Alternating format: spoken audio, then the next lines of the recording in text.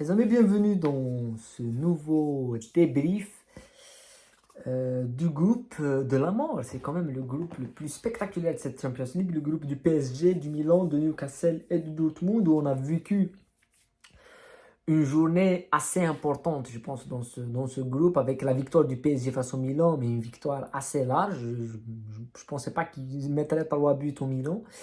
Et d'un autre côté, on a vécu le match le plus fou pour le moment de cette Champions League. Le résultat le plus fou, le résultat le plus important, le plus inattendu et l'historique aussi, c'est le Borussia Dortmund qui va s'imposer à Saint James Park 1-0 face aux Magpies. C'est quand même un match sur lequel on devra et on doit revenir et en reparler. Donc, avant de commencer bien sûr le débrief, n'oubliez pas de liker et de vous abonner à la chaîne au maximum. On commence, on va parler du PSG et du Milan. Moi, personnellement, dans les pronos qu'on avait fait, on a tout trouvé sauf le match de Newcastle. C'est quand même surréaliste ce résultat qui nous a pris tous à contre-pied. Mais le PSG qui, je pense, ce soir, c'est pas uniquement baladé, mais a marqué dans les moments dans ces moments forts. C'est-à-dire qu'en dans le début, en début de première mi-temps, ils ont un petit peu essayé de mettre en place du jeu. Ils en ont marqué à la 32e minute grâce à Mbappé. Et justement, dans le temps où ils ont utilisé cet espace de transition. En deuxième mi-temps, au début de deuxième mi-temps, il y avait un petit peu un Milan qui a fait quelques changements pour justement aller sortir et aller tétiller un petit peu ces Parisiens.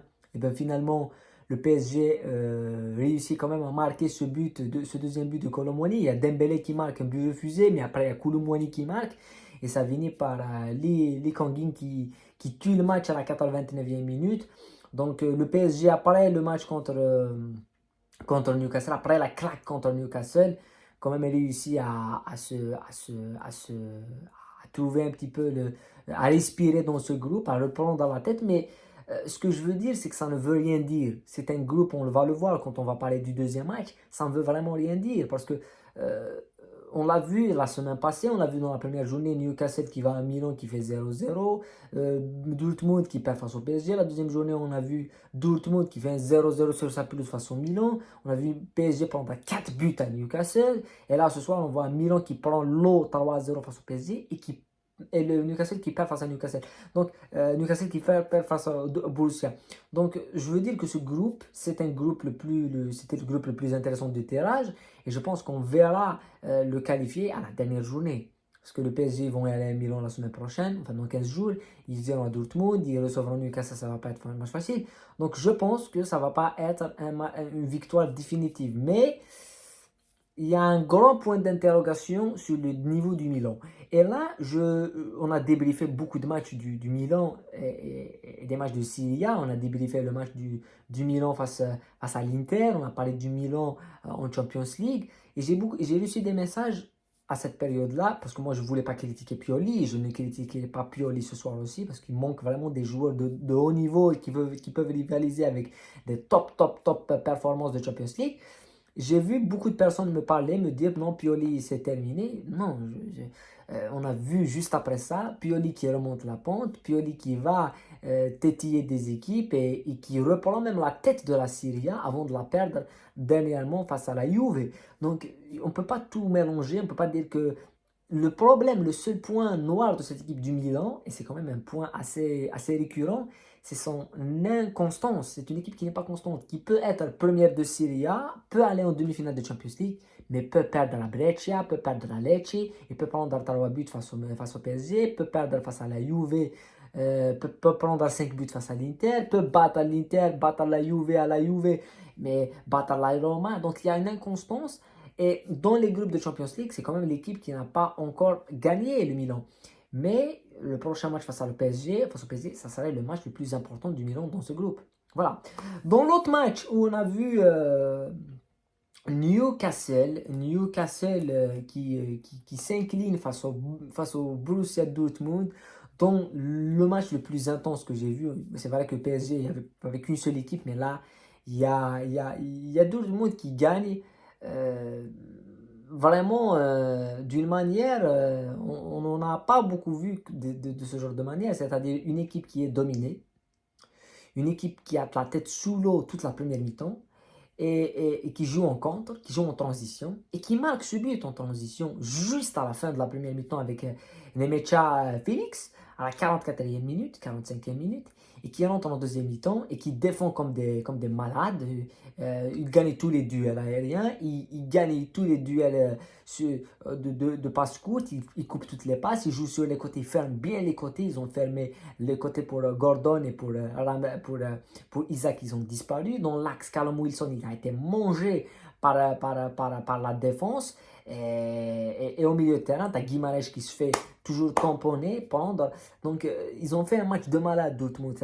Depuis 2013, depuis 2012, je pense, la dernière fois qu'ils ont gagné en Angleterre, c'était face à Arsenal, pour ceux qui se rappellent, en Europa League, je pense. C'était en Europa League ou... Non, c'était en Europa League.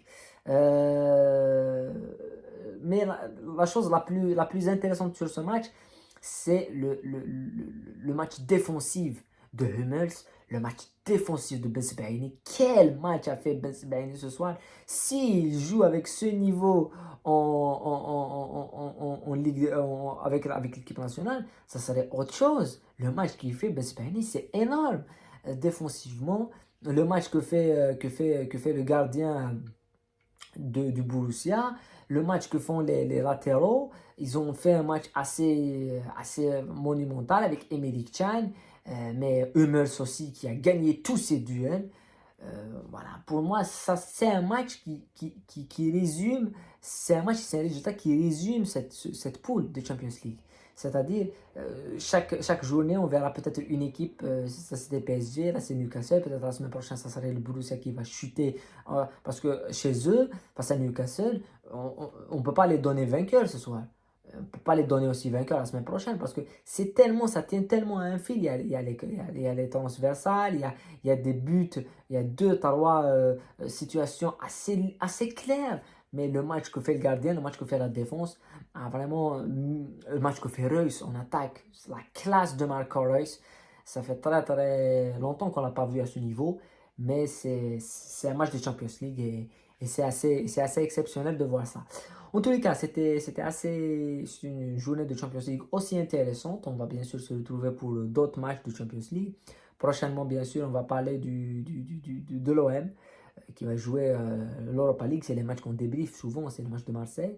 On se retrouve pour le championnat avec le Classico Barcelone-Real Madrid au Camp Nou. On aura d'autres matchs aussi intéressants avec un Manchester City qui jouera à Manchester United.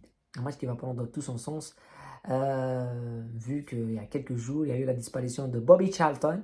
Donc, c'est un match qui aura vraiment beaucoup de sens. En tous les cas, je vous retrouve dans d'autres débriefs, dans les événements à venir. Prenez soin de vous, la paix sur vous.